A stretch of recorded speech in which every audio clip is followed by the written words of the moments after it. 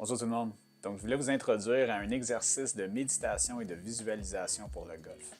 C'est un exercice qui est basé sur une pratique de méditation que j'ai apprise il y a très longtemps, quand je commençais avec la méditation, qui est un exercice dans le bouddhisme zen, qui nous demande tout simplement de fixer notre regard sur un objet.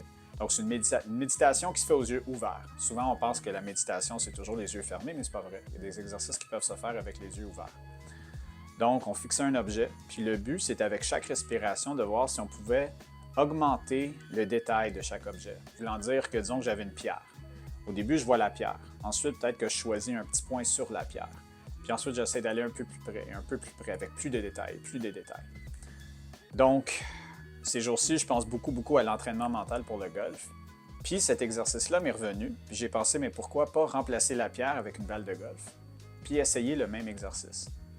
Donc, c'est ce que j'ai fait. C'est ce que je fais depuis quelques semaines, puis j'adore.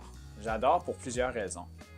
La première raison étant que surtout quand on commence avec la méditation, ce qui est très difficile souvent, c'est d'être concentré, d'être présent.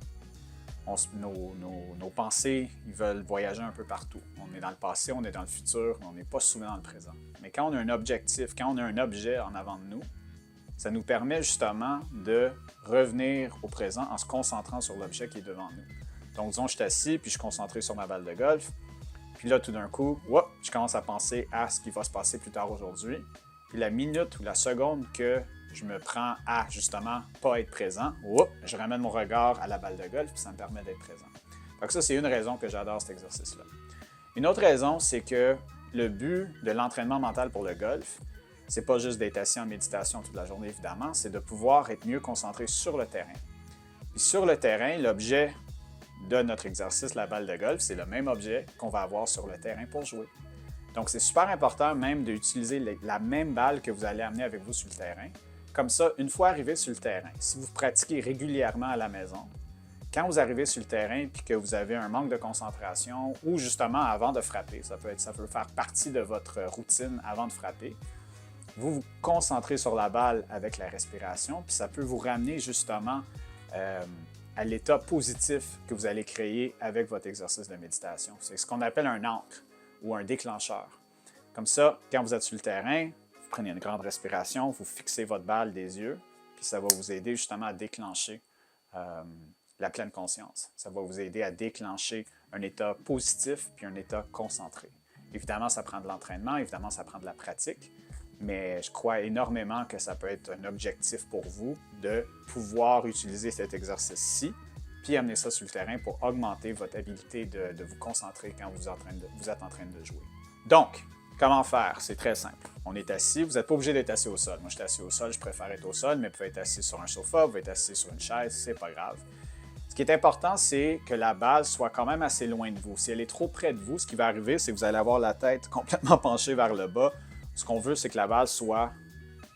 Idéalement, ce serait au niveau des yeux, mais pour la caméra, j'ai dû la mettre un peu plus près que d'habitude.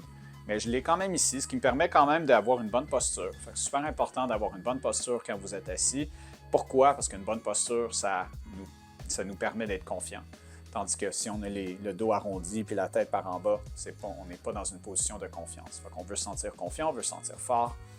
Donc, je fixe ma balle. Donc, en ce moment, j'ai une balle Callaway. Puis, je vois le symbole Callaway qui est là.